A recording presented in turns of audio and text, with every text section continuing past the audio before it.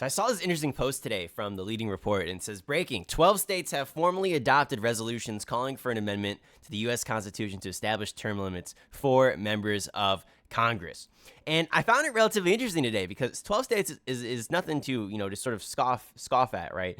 And obviously it's been since like the mid 90s or so, where I think we had 23 states at most in favor of establishing term limits on congressional members.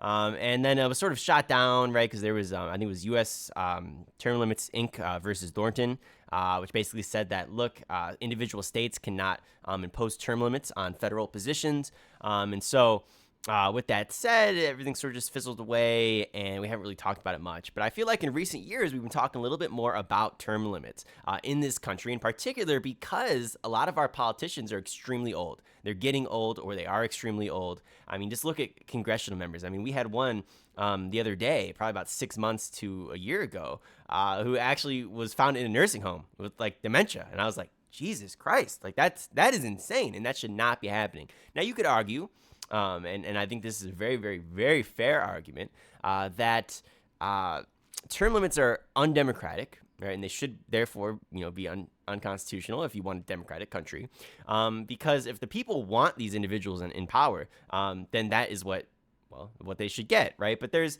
a caveat to that. I think the caveat is that only the rich people get in office, and only the people who are willing to sell their souls and prostitute themselves to get into office are the ones who actually hold those positions, right? So like, if you have a good heart, like, you're not getting in office. And if you do get in office, you're certainly not going to get in next term, because everybody's going to throw money at you, or at your competitor, to get you out, right? Because they don't want you in power, right? Because you're not going to do the bidding of the elite, right? And I think that's very, very clear. And then also too, of course, there's the argument, I mean, dating back with, people like Nancy Pelosi, for example, which I think is a prime example, right, of just pure corruption, insider trading, abusing her authority and power. And she's been doing that for years. I mean, she's the most successful stock trader of all time, like after Warren Buffett probably.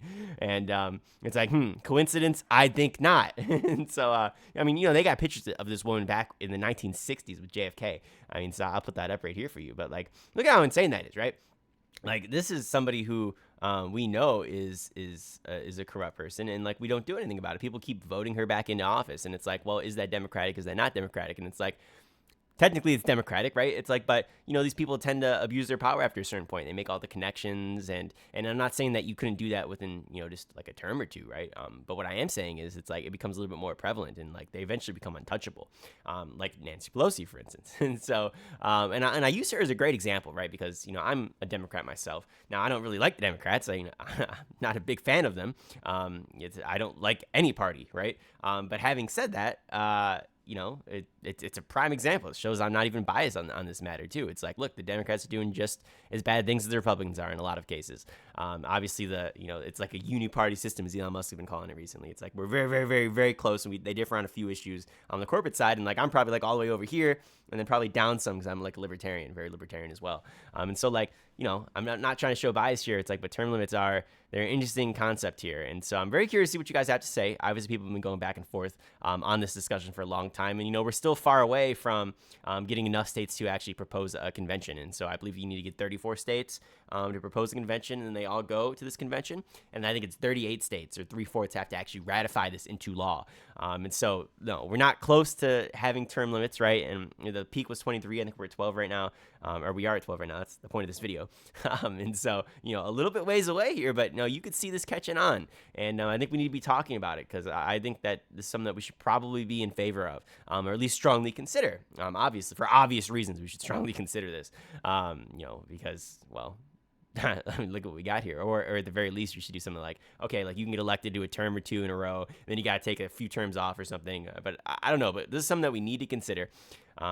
Because look at the state of affairs. I mean, things are getting very, very bad in this country, and people are upset. And, I think it's like 80% of people are actually for term limits on congressional seats. So it's like, if 80% of people are for these term limits here, it's like, then why has this not moved forward, right? So you can see the wrong people are getting elected to office to begin with. And so I don't think people would be too aggrieved if this were to come into law. So I don't know. With that said, I'm curious to see what you guys have to say. Thank you for 160 subscribers. Try to get us to 200 here. That'll be our new goal, 200 subscribers, the big 200.